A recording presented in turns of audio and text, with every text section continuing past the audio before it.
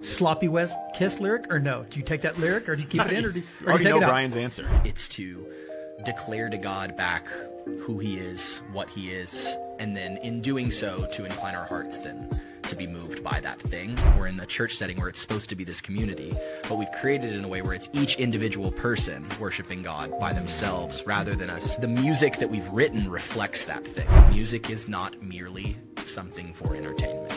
It does that thing to you that entertains you, but it makes moral claims and it makes communal claims.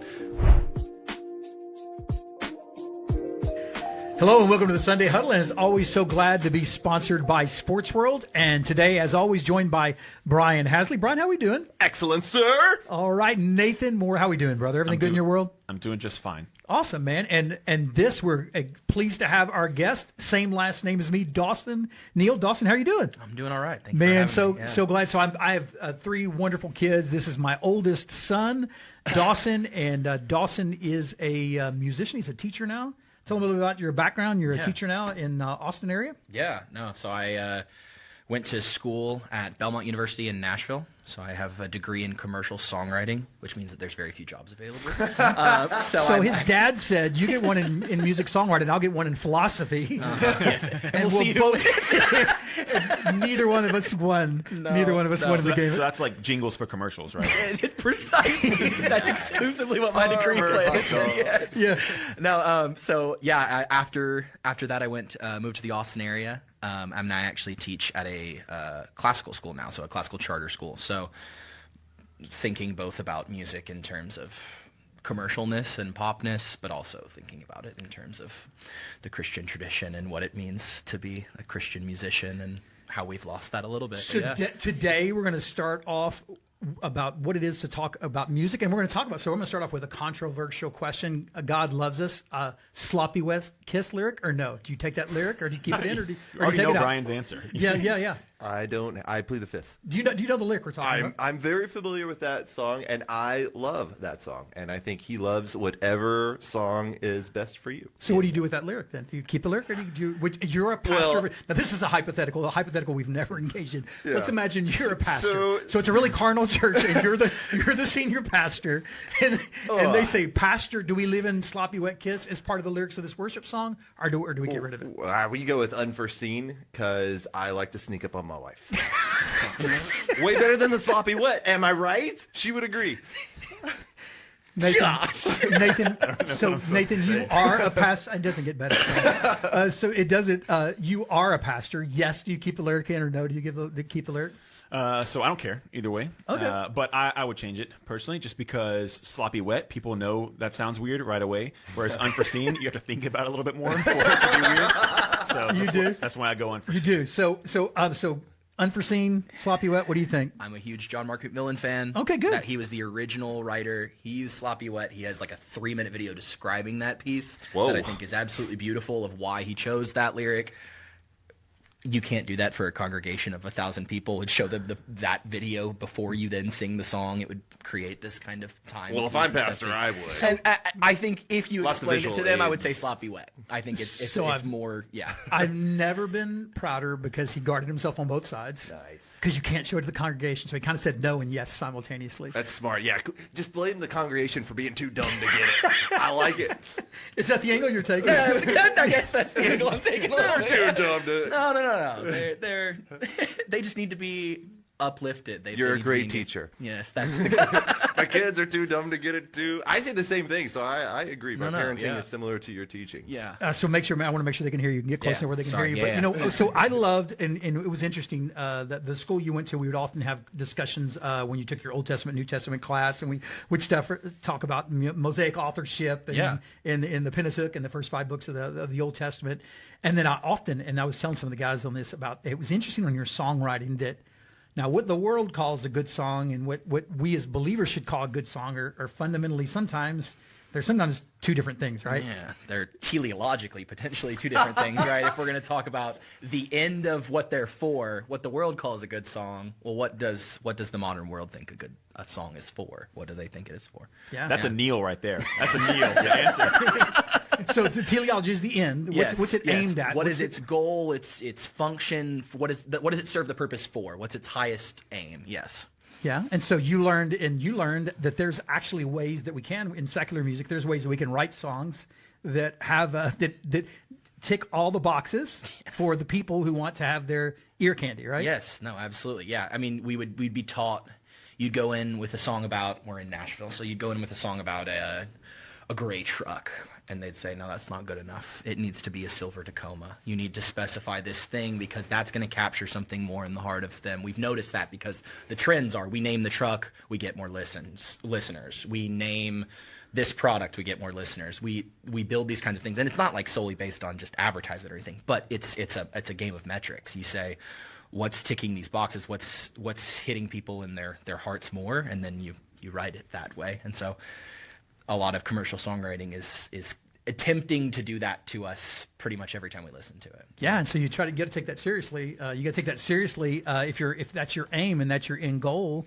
I found a funny story you said of you and your buddies. You're around a bunch of songwriters and a bunch of musicians, and so you go to these classes and you say, well, what are we going to do with that, right? Yeah. Yeah, and we're going to go ahead. Well, so yeah, I had just come from a songwriting session for about 3 hours. We wrote what I considered to be a pretty good song. It was deep. It was emotional. I get back, and my two non-songwriting major buddies tell me that they've written a song, and so it's a little laughable. I have a songwriting major. I know what I'm talking about, so let's hear it. And they play me this song about how someone's more in love with their truck than anything else, and it checks every country box. And as they're playing it, I'm chuckling. It's a little bit hyperbolic. And then there's a moment where it hits where you're like, this actually would sell. This would sell perfectly. And like, it's better as a song in commercial writing than anything that I've written. Like, it was the most frustrating realization that, oh, no, this absolutely would sell. And we'd have them play it, at these big gatherings, big parties, and everybody would say the same thing of, oh, that would sell really well, actually.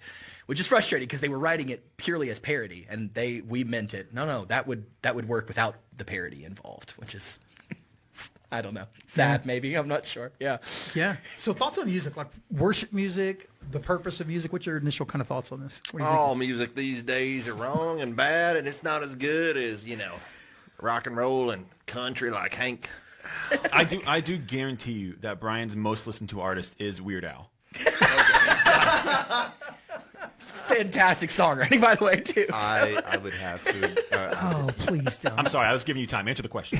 Yes. Thank you. I needed that. No, I don't like. I am a curmudgeon. Get off my lawn kind of fella. Yeah. And so most new songs I don't either know or appreciate, and I think we should go back to the hymns.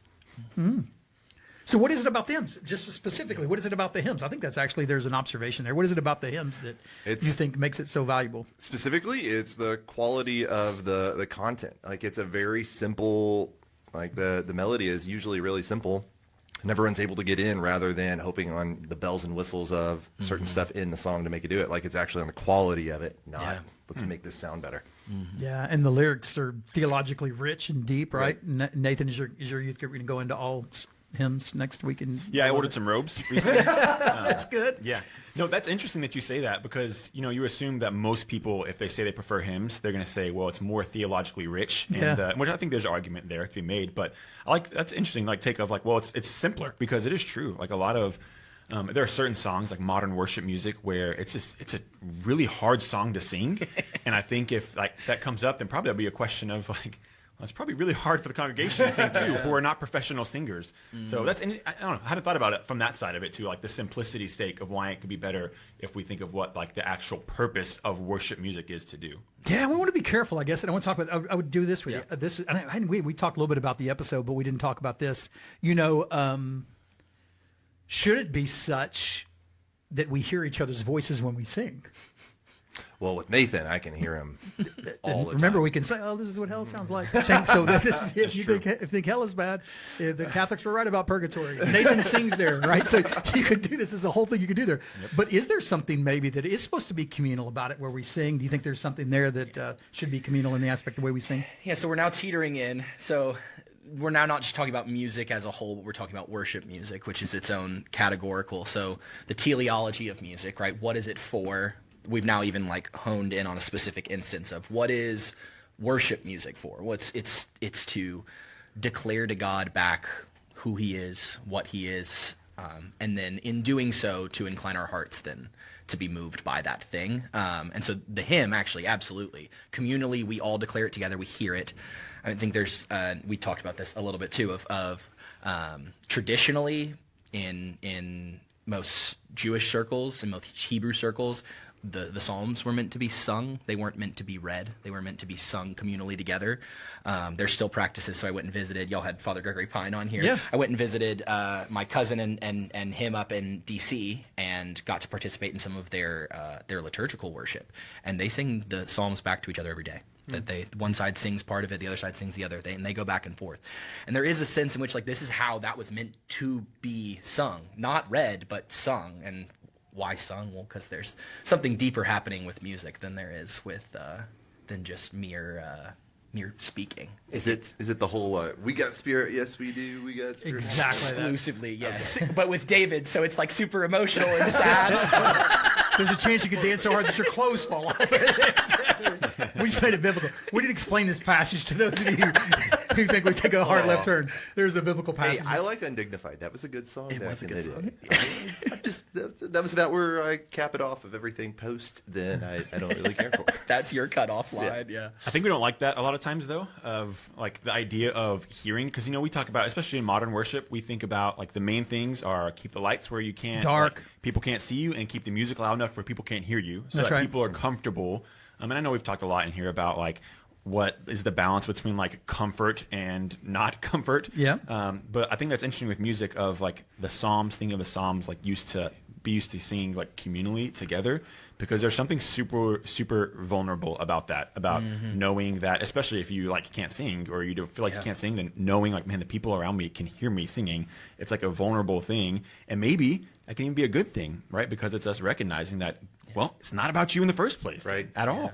Yeah, your note about the darkness is good too, because it is a shift, principally of not that there's anything wrong with us having individual worship of God, me and God worshiping together, but with the darkness specifically, like we're in a communal setting, we're in a church setting where it's supposed to be this community, but we've created it in a way where it's each individual person worshiping God by themselves rather than us. And I would say, sadly, the music that we've written reflects that thing. There's a lot more I's and me's than there used to be us's and we's in the worship song. It's actually a lot more us-centric than it used to be. It used to be to declare back to God who he was, and just how my emotions can be stirred, but in a way that reflects who he is, rather than now it is how God makes me feel, how God does this for me. And I mean, I think that would be reflected of all parts of our worship setting are actually becoming more me, rather than God, and also us,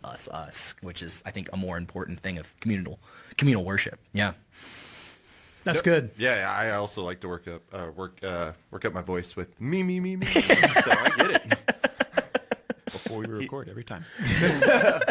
And Dawson's in your head, you're naively thinking his jokes will get better toward the end. But they're not. I'm a fan of y'all's podcast. I've been listening. I know they don't. You know this. Don't encourage this behavior. Yeah. Because your dad makes you listen to it. I do. How did that one go? Yes, that was. I was curious then, you kind of mentioned it, like the emotion side of it, and how part of the purpose of it is help us to connect on this emotional level. But I think that's also a lot of people's critique with like modern worship and stuff, and you say it's like me-centered, and that I think stirs a lot of our emotions. So then we have like the weird balance of like, is my emotion because this is stirring me in awe of who God is, or is my emotion because of the way like the song is getting me in my feels, which secular random other music can do too. That's right. So then maybe what is that like? What is the purpose of that? Because there has to be some way that emotion and music are connected. Yeah. What does that look like? Yeah, so I'm gonna take a couple steps back, because this is like principally you have to kind of start to define the terms of how we get to where we got in music versus what it used to be. So all art, this is like from the Greeks, the Christians adopted this tradition, used to be what's called mimetic. It means that it imitates or it teaches in such a way that it has like this story arc to it that's reflective of reality. So we would paint something, we would write music to something, we would do this as a principal way to share what this reality that we're working through is. Involved in that reality absolutely is emotion, but famously Aristotle said that we shouldn't give children music unless we know exactly what it's doing to them. He said both politically and morally. Politically he means like communally, and morally like is it forming them in the right way. He just said you're both failures parents because you let your kids listen to music is what he just said. I'm going to let that go. But he really hones in on this idea of it stirs within us. So we know this now like neurologically, but they knew this 2,500 years ago, right? Is it stirs within us something that regular speech, even some other art forms doesn't. So art in general is we as people seeking the transcendentals of truth, goodness, and beauty, who God is.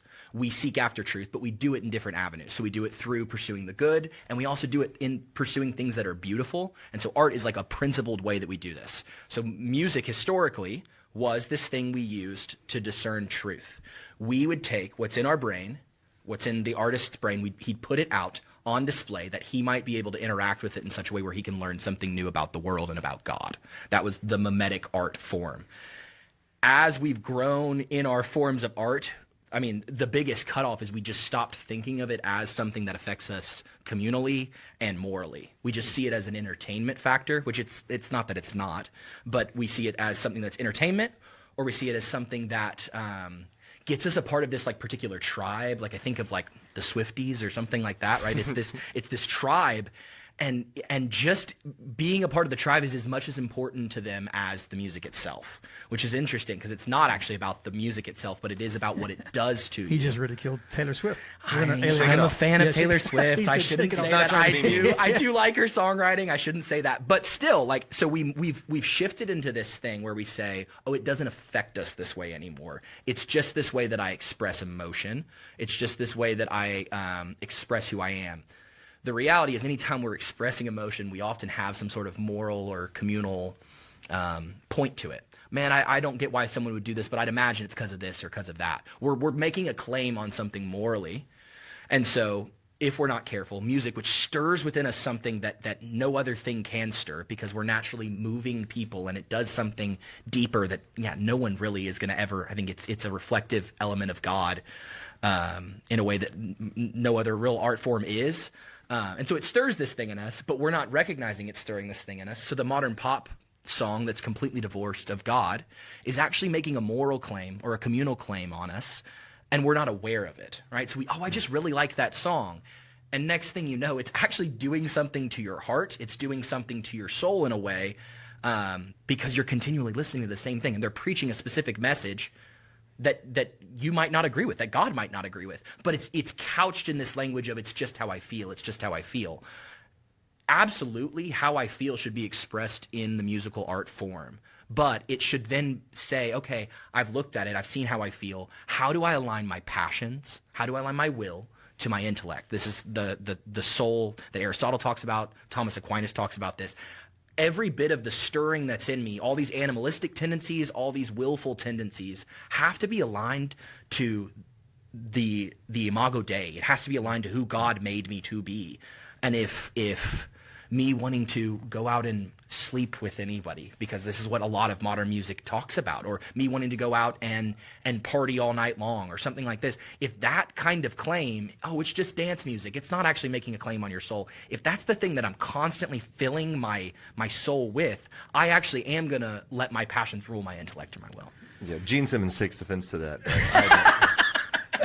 It seems to me like you're saying that obviously in all of culture there's more of a performative, catchy type of aspect of what culture is promulgating. Would you then say that it seems based off of that the church also from a worship standpoint is more performative in nature? And if so, how do we get back to the root? And specifically, which churches are you talking about? Good. Yes. And which thing? Call them out by name.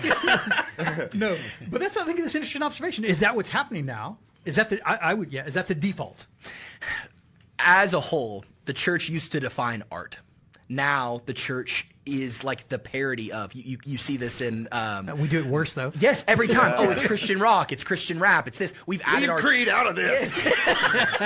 Is it? We've added our adjective to the thing itself rather than it used to be. We were the one defining what that thing was. And so I would absolutely say we're performative by nature. We're individualistic by nature in our worship songs, and it's not even. I don't know who's writing all of these pieces, so I can't make a claim about any of them individually. But like as a whole, I don't think that the songwriters of worship music are aware of it. I don't think this is something we're talking about enough as a church of, hey, our music should be really aligned to our doctrine in such a way. I think your comment about the hymns is excellent because they are more doctrinally sound. They are meant to be sung communally. You even look at the shift in form. Nowadays, we have a verse, chorus, bridge, which is the most important part of any modern worship song because we're going to sing it 18 times in 18 minutes. I take right? over. Yes, but that's meant to be just kind of this repeated over, and oftentimes it really is like, this is how God makes me feel. This is how God makes me feel, which is not a bad thing in itself, but it's the thing it culminates on. What it used to be was you have a singular melody. So the melody never changes, but the lyric each time does. And they actually grow, usually. So like the hymn would grow from first verse to second verse. And by the fourth verse or the fifth verse or the sixth verse, you have Christ's return triumphant. You have the church triumphant. You have these big, bold kind of like, we can sing this with fervor together as a community. The bridge is like our closest comparison to that, but it's hyper me and God, not me communal, the church triumphant. Yeah. It's good. I think you're supposed to, when you sing the hymns, you're supposed to skip the second verse, right? That's what we as Baptists did. Yeah, that's right. So it's first. There's always like a little bit of shifty doctrine in that one. First, third, and fourth. Yeah. So then if lyrics are supposed to be, I don't know if you're prepared to even go down this rabbit hole, but I'm going to go into anyway. If the lyrics are supposed to be like doctrinally sound and stuff like that, then obviously there's lots of debate within the church today, or amongst Christians, of like, should we sing the songs of maybe an organization or a place that is not doctrinally sound as a whole, even if the song itself, we'll take off the table because that's the easy answer of, if the song itself is not doctrinally sound, then yeah, we want to take it out. But what if the song itself is fine, but the place that it came from is not ideal and is a little bit sketchy, maybe theologically? Then it's tainted roots. Let's go. What do we do with this? So was in Nashville. This is like a lot of where like these kind of hubs are happening, where these writers are writing. They are writing those songs in such a way. I've been in writing rooms where this has happened, where we don't want to get too specific because we don't want to ostracize. So it's not necessarily that they're not doctrinally sound, because they're not specific enough to be doctrinally inerrant, or in error, right? Like that we have to write this in such a broad way that the Pentecostal, the Baptist, maybe even like we get a contemporary Lutheran or Catholic service that can sing this song because it's so doctrinally vague. Yeah. Which for an entrance piece, okay, fine, and that makes sense, but they're doing that to sell. Right, so the purpose of their writing is to sell the song, not for the song to be used for the church. And so there does shift a little bit of, we've lost what we've written this thing for. And so that's where I would say, like, I think we should really find the artists in these churches, even if they're not the best songwriters in the entire world, and say, I need you to sit down, write a song. I want the pastor and the rest of the elders to scrutinize this piece, and then we have this as our church, that this is what we believe doctrinally as a church, and then this is what we'll sing on Sundays. It's a thing that you've removed this giant broad scape of it reaching everybody and said, no, I want this to reach my congregation, the people that I have in front of me. It would be a good shift. Yeah, and it's interesting because you attend Austin Stone Church in Austin, I do. and it's interesting. I was there visiting there, seeing you and your brother, and they sang Philippians 2:6, the kenosis verse. He, being very nature God, did not consider equality with God something to be held on to. But they actually wrote a worship song as they were teaching through Philippians. That was it was entire Philippians, the first half of Philippians chapter 2. Is that Correct. what it was? Yeah, it's the entire kenosis hymn. Yeah. So they just that was this. Then they just put it to lyrics, and it was beautiful. Yeah. And you're not going to go wrong there lyrically, No, right? yeah. I mean, because you're singing back to God His word, right? Correct. Yeah. When that's like, I mean, we want to shift it. Oh, we don't have anybody in our church that can write songs well enough. Okay. Well, we've got a lot of psalms. We got 150 of them, right? That we could sing very easily, and we might have to shift a couple of things here or there, but we could easily sing those. We could easily sing the hymns in the New Testament. There's a couple of those. It's not just in Philippians. They wrote these things. Yes. Real question: keep, trade, cut. Would you go with the song of Miriam, Deborah, or Hannah? You don't have to answer that. But I'm just saying, there's already it's unanswerable. songs there. It is unanswerable. That's the thing. You can't cut any of them because they're the Bible. There's no correct answer to that. Yeah, good. I love that whenever we see, like, that's super cool, like with Philippians. You hear that with Psalms all the time, like, hey, this is straight from Scripture, but like something like Philippians, you don't usually hear. I think that's cool because I like that approach to the songwriting because we remember songs so much better than we remember Scripture. Oh, yeah. Right? Like, I think I've heard it said before that, like, the most theology that a Christian is going to hear throughout the week repeated in their head is, like, song lyrics. So then we want to make our song lyrics theologically rich because that's what's playing on repeat in your head. So like the Philippians wouldn't be, I could be wrong, maybe y'all are way holier than me. Philippians is probably not playing on repeat in your head over and over and over again just from having read it and having heard it preached. Those are good things. But like music, God created music and does something different for us. So putting those like to music, I think that helps us to do that. The Word of God is what's repeating on our So what's going on there? Yeah, what's going on there? Yeah, Joseph Pieper makes a note about this. He's a German philosopher from the last 100 years, but he makes this really cool note about there's something stirring within us that's both before words and beyond words. That when somebody does something wrong to us, when somebody loves us, there's something that we feel that is more than just a physical feeling, but it's something that we're feeling within the spirit, the soul of us. That's before the word. We don't quite have the words. There's been countless love songs written. There will be countless more to describe love because we don't quite have the words for it. And it's beyond words. Those aren't enough. And so music, because it has this movement quality and because we as people are born with a specific personhood, we have the Imago Dei on us, but we can also grow to look more like Christ daily. We're in movement. We are going from potentiality of being like Christ to closer to actuality of being like Christ. And that movement is full of 2 steps forward, 1 step back, all these things. And there's nothing word-wise that fully captures that. We can try and explain it, we can try and philosophize it, we can make all these claims about it, but it doesn't quite do it the justice it's deserved. Music, on the other hand, it lights up more parts of the brain than anything else. It stirs within us. Tolkien and Lewis both famously made their myth worlds. So Middle-earth and Narnia were both made with song. God speaks it into existence with song. Why? Because it's something more closely related to that movement that's happening before the word or beyond the word. And so he says, like, yeah, that thing that's stirring within you when you sing the thing, it's not just the theology in your head, it's the theology that the melody is tied to. It's in accordance with. And the reason it sticks with us is because it's that Philippians song, hearing it sung, means more somehow than just it being said to us. Well, why? And there's a caution there. I think it's a caution that Aristotle observed, as you said. Then we got to be careful our kids raised in the '90s is the most Christian ever. I think, right? The most Christian song. They listen to all the Christian music, and occasionally we listen to secular music and listen to James Taylor exclusively. And there's a line, the kids will tell you, this is funny, this is indictment on my parenting. There's a line there that says, thinking about women and glasses of beer. And I would say, thinking about women and glasses, and I'd turn the radio down and say, Coke. Or water. Or anything remotely other than beer. Because we couldn't audibly say the word beer. Because my kids would be permanently damaged by. I heard a similar story from him. Oh, no, did you alter some words, too? Yeah, go ahead. Well, I told him, whatever, we're doing it. All right. So I told him the story yesterday, actually. Yeah, my job, I would sit in the middle seat of the bench seat in my dad's truck, and we listened to, Devil Went Down to Georgia or Boy Named Sue. They both have a common word in there that is used in that song. That little ears should not hear. Right. So my job was I would have my finger, because we had the cassette tape, I would have my finger on the volume, and I would turn it down when that word was coming up.